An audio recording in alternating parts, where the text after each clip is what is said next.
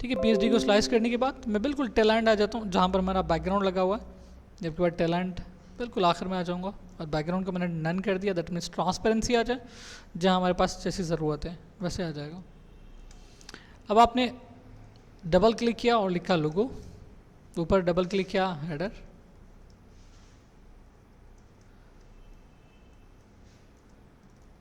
ये आपके पास IMG1 shadow, और बस फिलहाल यहाँ तक रखते हैं। कंट्रोल शिफ्ट ऑल्टर एस सब प्रेस करके एस दबा दिया मैंने, स्लाइसिंग, और ये JPG फॉर्मेट में होगी, इसको हम लोग JPG रख लेते हैं और चेक करते हैं कौन सा JPG है।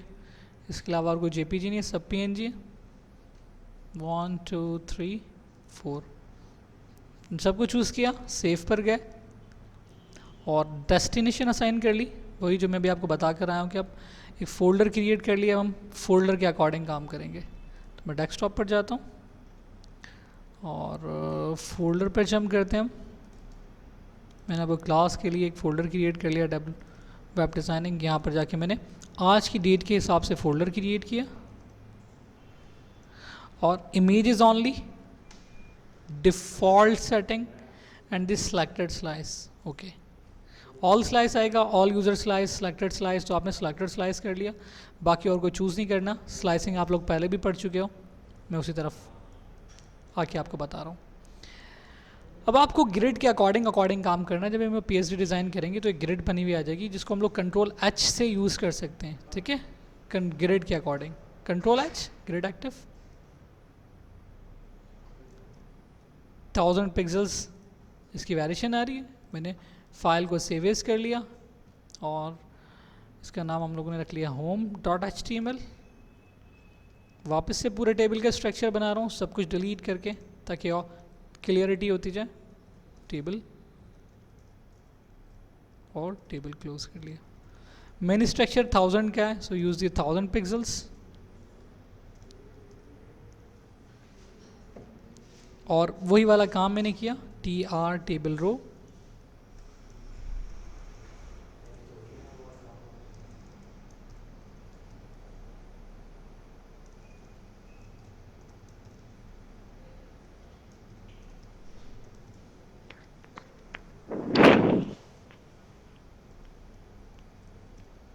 सर।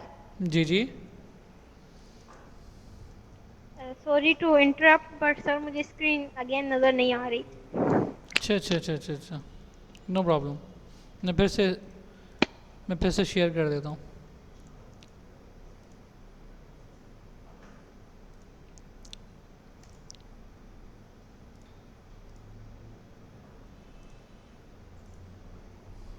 जन नुमान रजब को बुलाना बाहर से।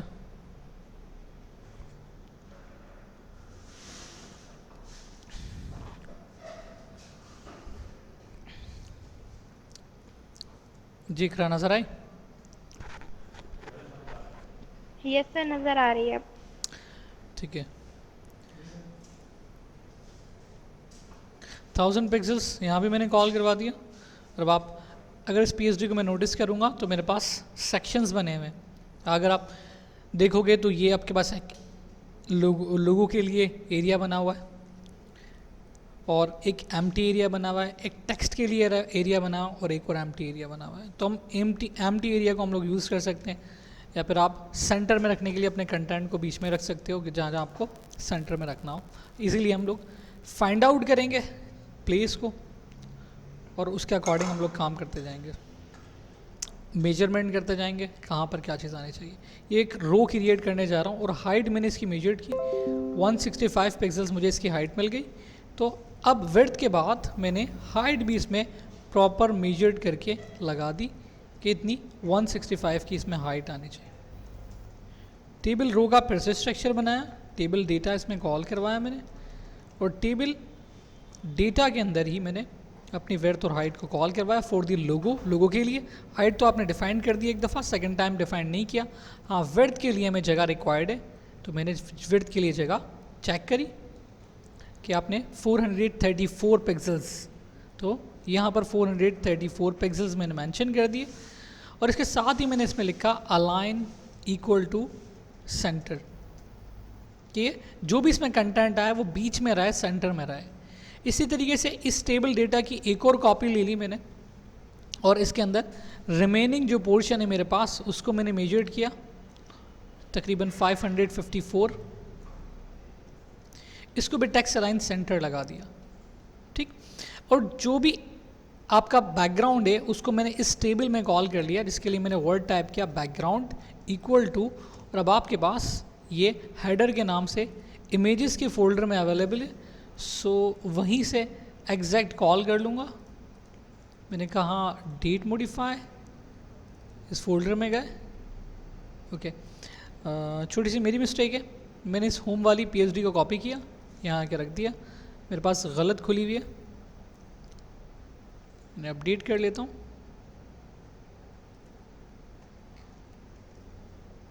और डबल क्लिक करके इसको मैंने एग्जीक्यूट करवा लिया, ठीक है। जो चीज़ें आपके पास नज़र आती है, अभी मैंने इसमें कुछ भी नहीं रख रहा इसलिए आपको नज़र नहीं आ रहा। हम कहते हैं इमेजेस का फोल्डर header.jpg, और आप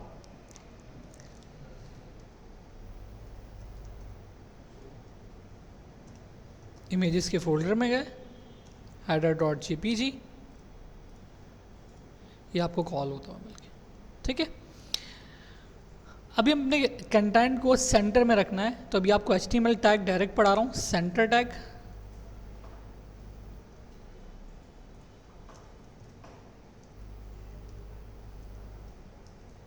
ये मैंने ये सेंटर टैग क्लोज कर दिया, तो सारा कंटेंट हमारे पास बीच में रहेगा, सेंटर में रहेगा। अभी तक जो लेफ्ट पर जा रहा था ये सेंटर में आपके पास आ गया। अब लोगो रिक्वायर्ड है मुझे, तो हम लोगो कॉल करने के लिए हम img टैग को यूज़ करते हैं।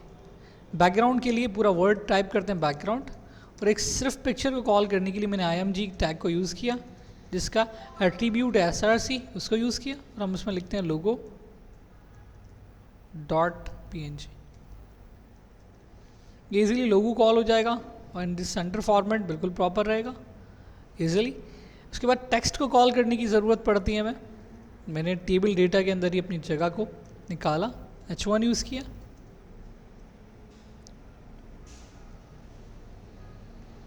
और अपना कंटेंट पुट करता जाऊंगा। इम्पैक्ट फ़ॉन्ट है इसमें, आप अपनी मर्ज़ी से चीज़ों को यूज़ कर लेते हो। अलग अलग कैसे कलर करना है मैं आपको समझा दूंगा अभी। पहले मैं आके रिफ्रेश करता हूँ, आपको कंटेंट मिल गया।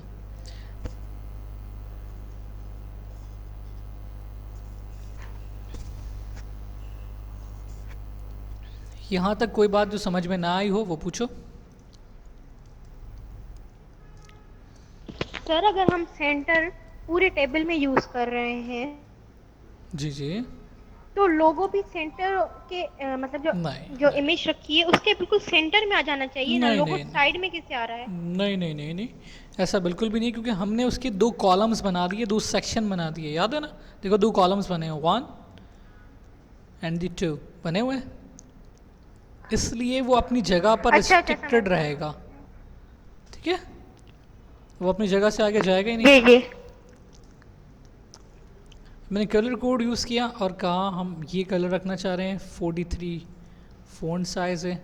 आपको बता चुका हूँ कि हम HTML के अंदर लास्ट, ठीक है, साइज़ तक जा सकते हैं इजीली। मैंने 6 तक दिया फ़िलहाल अभी, और आके आउटपुट देखते हैं, ठीक है। कलर आ गया, एंड दी फ़ॉन्ट फैमिली जिसको हम लोग फेस कहते हैं यहाँ पर, equal to and impact, so easy, ठीक है। आप कहते हैं नहीं फ़ॉन्ट साइज़ और बड़ा होना चाहिए, ये आपने और बड़ा कर लिया। आप चाह रहे हो कि SEO जो लिखा हुआ है वो नीचे ब्रैक होकर आ जाए, हो सकता है, पॉसिबिलिटी है। फ़िलहाल मैं इसके ऊपर अपनी मर्ज़ी का कलर हिट करूं, font colour equal to white, and close here, ये आपको वाइट कलर मिल जाएगा। If you want change the line, यहाँ पर आपको बढ़ा चुका हूँ पिछली क्लास के अंदर भी, BR line change, line break, according to the PSD आपको काम मिलता जा रहा है, ठीक है। क्या बात समझ में आ रही है? Yes sir. ईजी है बिल्कुल। जी सर, ये समझ में आ गया पूरा, बट एक चीज़ पूछनी थी। पूछें पूछें। वो ये कि वो ये कि जो हम मतलब एक मतलब फ़ोल्डर में हम पहले इंडेक्स का फ़ोल्डर मतलब क्रिएट कर रहे हैं, ठीक है? उसके अंदर होम का पेज और होम के पेज के नीचे इमेजेस, मतलब जो हम चाइल्ड, ग्रैंड चाइल्ड, हम अगर इस चीज़ को लें, तो उस कॉन्सेप्ट में थोड़ा बता देंगे? देखो ये जो मैंने डेट का फोल्डर बनाना है, ये समझ लो ये प्रोजेक्ट नेम है, ओरिएंट हो गया, ठीक है, या आपका कोई कंपनी नेम हो गया। अब इसमें ही सारी चीज़ें आ रही हैं, सारी HTML फाइल आनी है, इमेजेस आनी है, CSS आनी है, जावास्क्रिप्ट आनी है, PHP आनी है, सब कुछ इसमें आना है।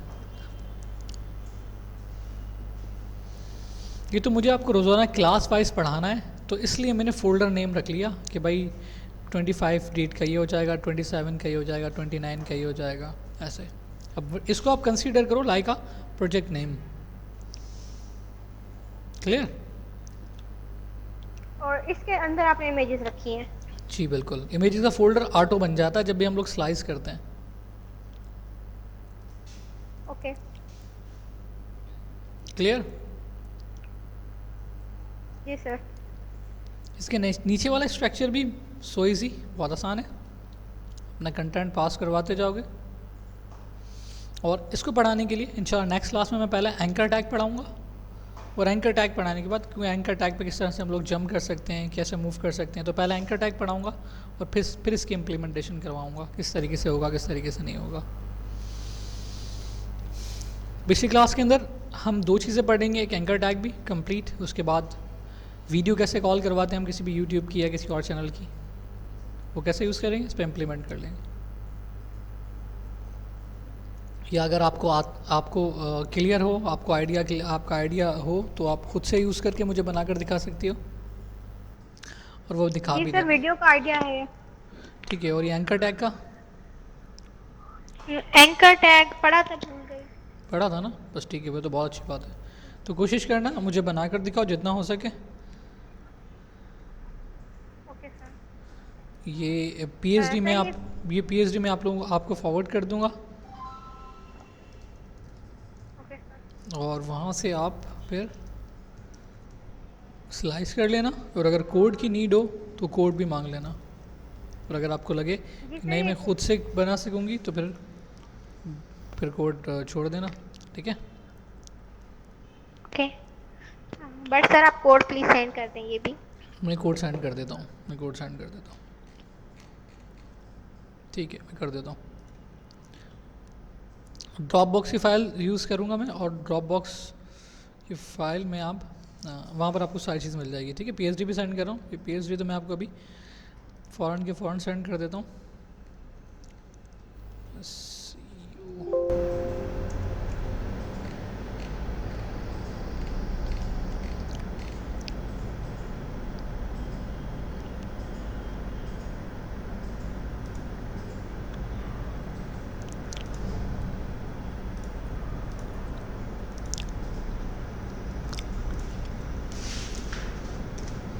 ठीक है, और कोड भी मैं जैसे अपलोड कर लेता हूँ